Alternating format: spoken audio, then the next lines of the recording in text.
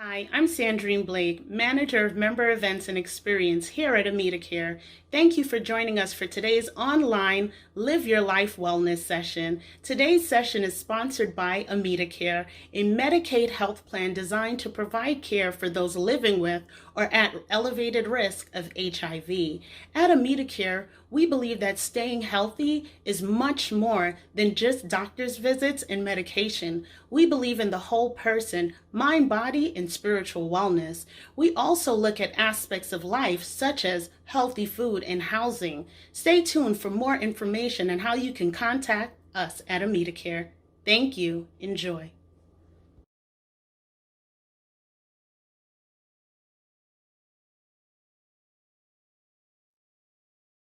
Hi, everybody. My name is Marina Braff. I'm a licensed marriage and family therapist practicing in Hermosa Beach, and I'm here today to talk to you about how to manage anxiety during uncertainty. Because of COVID-19, so many of us are feeling disconnected, unsure of what's going to happen, what's going to open when, how our work and family lives will be impacted. And so AmitaCare has brought me here to speak with all of you about what you can do to manage your anxiety. So bear with me. I'm going to share my screen and go over some tips and tools that I hope you will find helpful. So the first thing that I want to do is I want to talk to you all about how to schedule in self-care. And self-care, many of us know, is the act of doing things that benefits us, that makes us feel good, that lights us up, and that allows us to really give back to others in our lives. And self-care can take on a plethora of different forms, whether that's physical self-care, emotional self-care, spiritual self-care, whatever it is. It's really setting aside the time to do something that makes you feel good.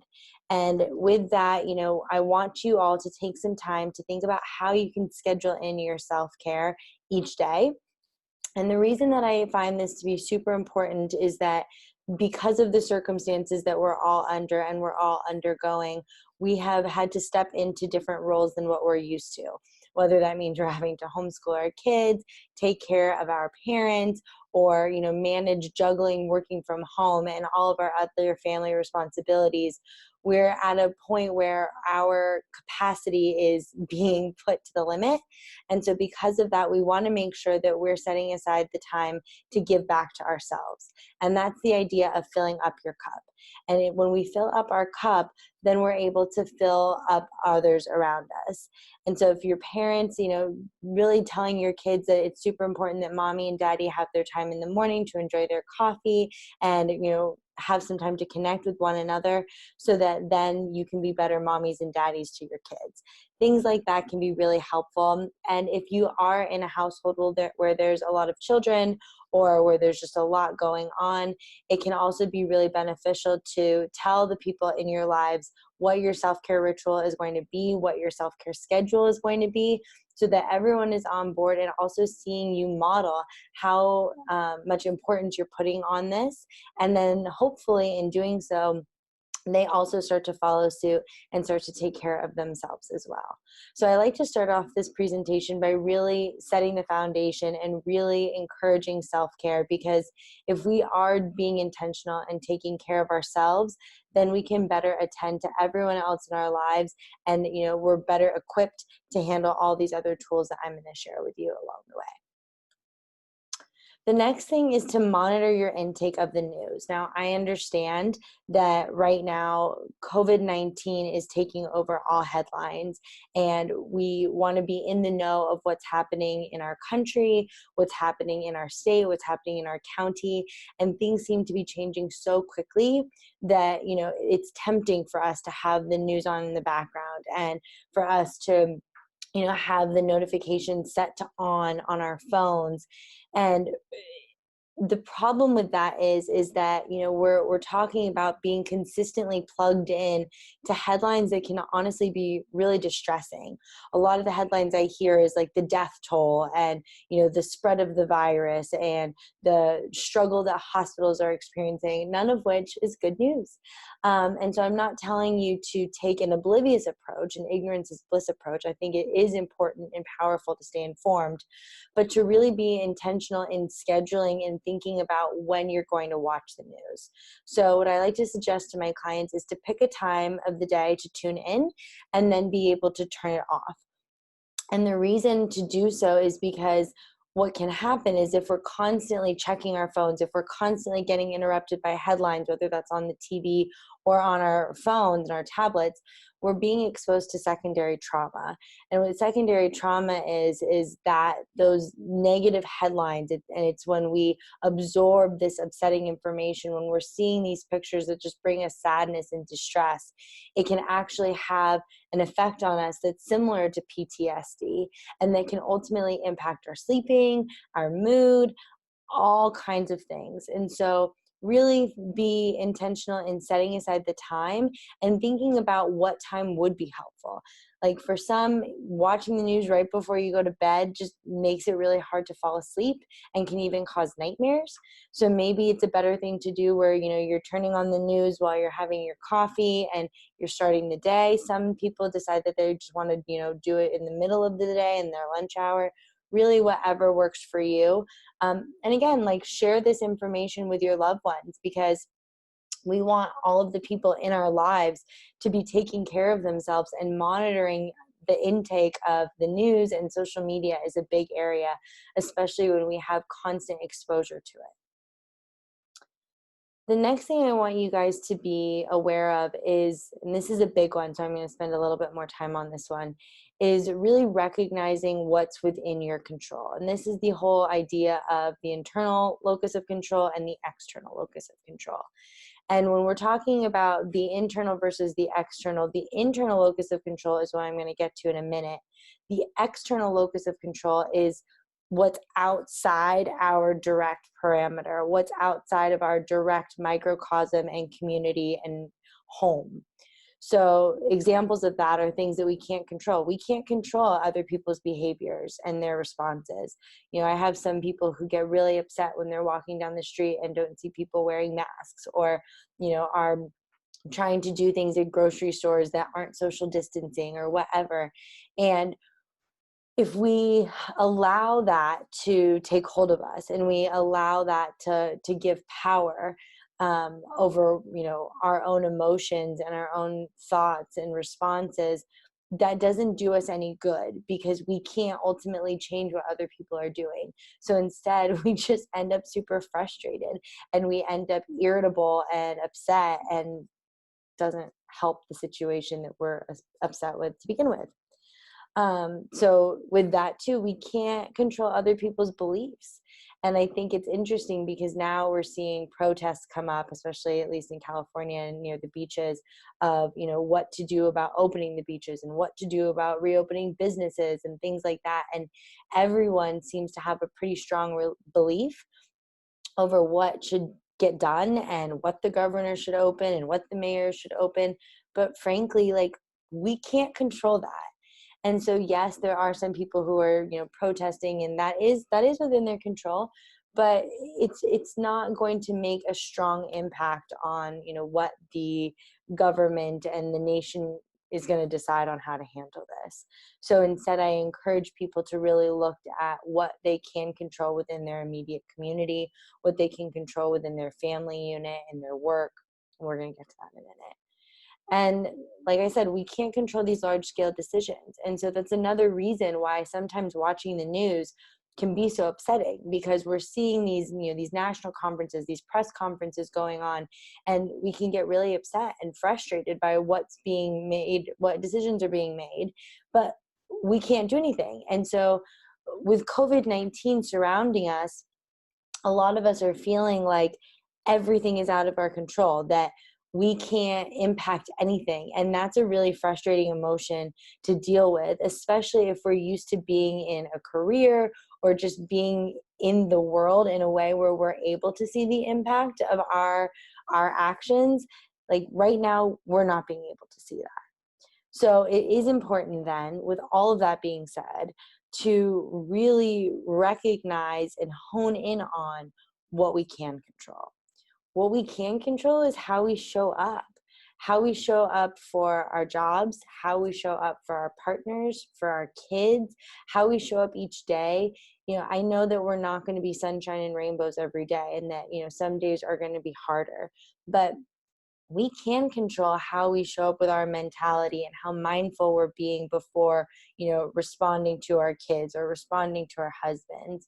We can be in control of how we show up at work and, doing everything that we can to continue to move things forward that's in our lane, that's in our community and in our microcosm.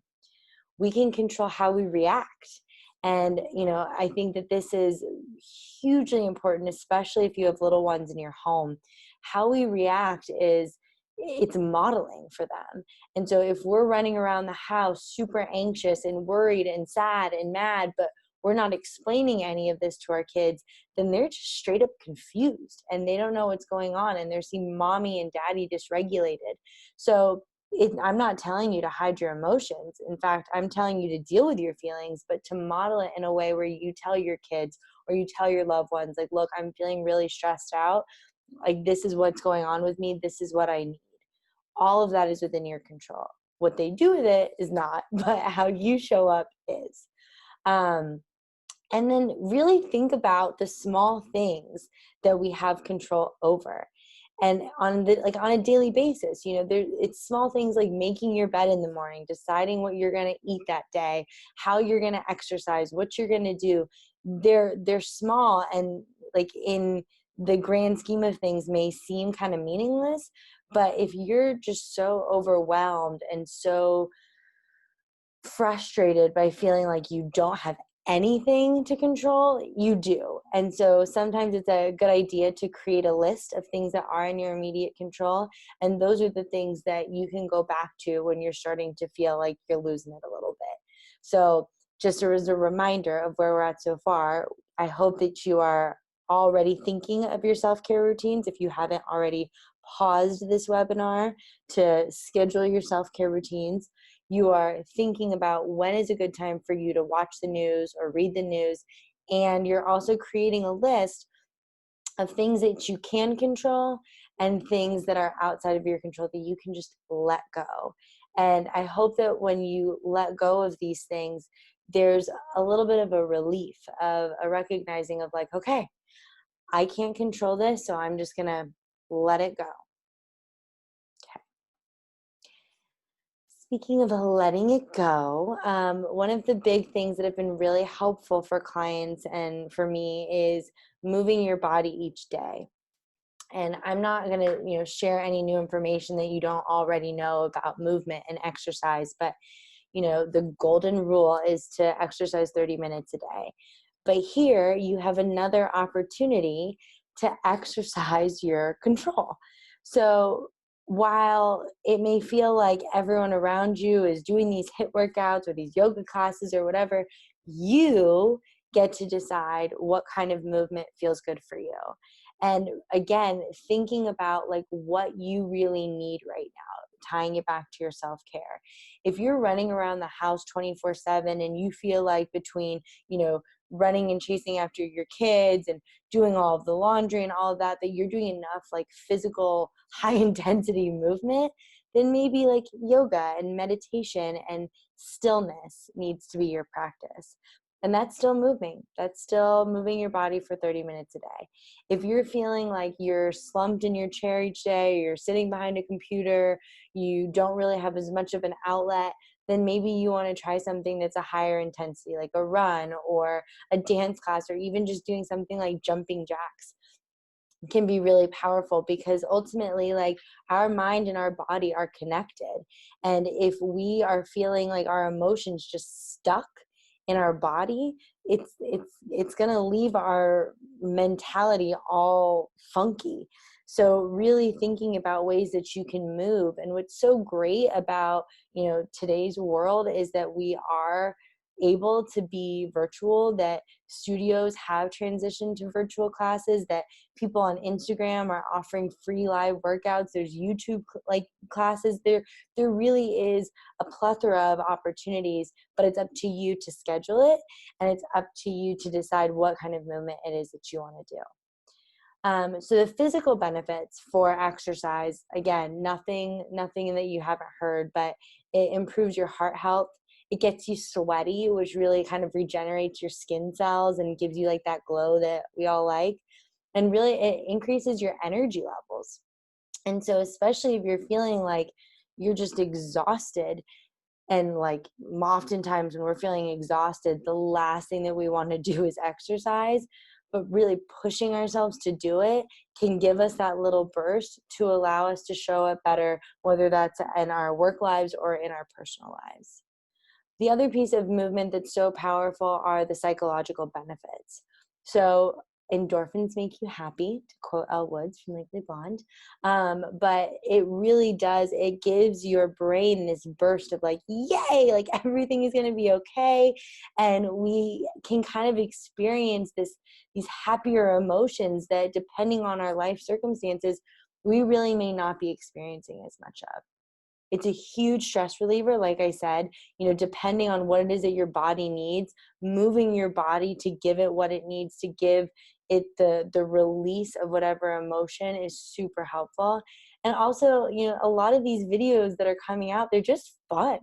And if you're able to, like coax your husband or your boyfriend or your girlfriend or your kids to do it with you, it can be like a really nice collaborative experience that you guys get to enjoy together. So the last thing that I want to talk about is staying connected. And just to pause, let's all take a moment of gratitude to recognize that we are in a position where we can stay connected virtually. If this had happened, I don't know, even like 30 years ago, we would not be able to have this webinar, and you would not be able to hear me, and you would not be able to have Zoom calls with your coworkers or anything like that. And so really taking advantage of the connecting opportunities we have through Zoom, FaceTime, Skype, and thinking about, okay, what are the social things that you used to do pre-COVID, whether that's like happy hours or game nights or trivia or whatever it is, and thinking about how you can incorporate that into today's virtual world. And I know there's a bunch of other different sites like House Party, and there's some other gaming one where you can get a bunch of different couples and you can see each other playing these games, and it can really help to bridge that barrier and help with the feeling of isolation that a lot of us may be experiencing right now. The other thing is to embrace the novelty. So one, this isn't going to happen. This isn't going to go on forever. This is a novel experience, even though it's really hard and frustrating. But with that, thinking about, okay, what can you do to make the most of it that you wouldn't otherwise have time to do? So things like scrapbooking, writing letters, like all of the lost arts, really being intentional and kind of giving into those and like having fun with those, so that you're using this time again in as much of a positive way as you can. And then in addition to embracing novelty in that way, and screenshotting your happy hour calls and writing letters to your loved ones, if we take a pause and we zoom out, we recognize that we're a part of history right now. We are in history. And 10, 20, 30 years from now, our kids, our grandkids, our great grandkids, they're all going to want to know about what it was like to live through COVID-19 and what it was like to live through a global pandemic. And so if you can create things either on your own or with your family to commemorate this time, I think you'll find that years down the line, you're actually really glad that you did. So that's another way to stay connected, not necessarily to people necessarily, but to kind of this whole global experiencing that, we're all experiencing together.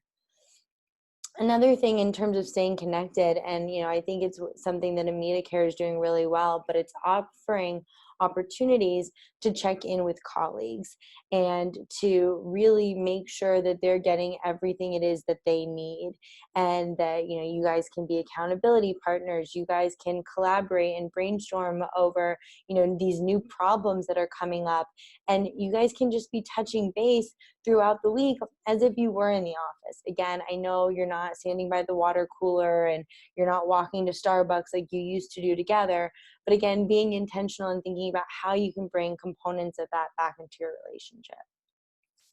And the last thing is to look for opportunities in your community to stay connected. Whether that's helping out senior citizens, shopping local, engaging in Takeout Tuesday, doing things so that when you return back to your community life, that you in fact are going back to a community that you love and that you care about. So this is normally the time where I am able to ask all of my attendees if they have questions or comments. So I'm going to leave this slide up for a second. So if you do have any questions or comments after watching this webinar, you know how to get a hold of me. But really, I want to just take the opportunity and talk to this whole experience that we are in together. This is a global pandemic. And because of that, we're all going through this wave of emotions as a whole, as a city, as a state, as a country, and really being able to speak to that and being honest about that is so powerful. And I think a lot of us are feeling like we need to have it all together somehow, and that we have to know how this is going to work and what we're supposed to do in these situations. And the truth is, like, no one knows what to do. No one knows how to handle themselves in the midst of a pandemic. So really allowing yourself to have that grace and to cut yourself some slack when you're feeling these different emotions is so crucial. And to look at everything that we're seeing, not only on the news, but I know a lot of people are on social media, and there's the people that are really taking this time and writing a book or training for a half marathon or doing something that's very go-getter. And to those people, like, I tip my hat off to you and I say, go get them. But if that's not you, I don't want you feeling like you're having to beat yourself up over it because you're not on that level. Whatever level you're on, if that's been consistent or if that's kind of gone through waves, that's okay. And the human condition is going to go through a lot of different feelings. That's just normal for everyone, regardless of what's happening in our world. And when something so stressful is happening, that's likely to happen even more so. And so with that, really be thinking about the relationships that you have in your life and the people that you have in your life. And just like you're giving yourself patience and you're giving yourself grace to get through this process, I encourage all of you to give everyone else around you some patience and some grace. I know that when stress is running high, our emotions don't really operate in the ways that they would if we were relaxed and okay.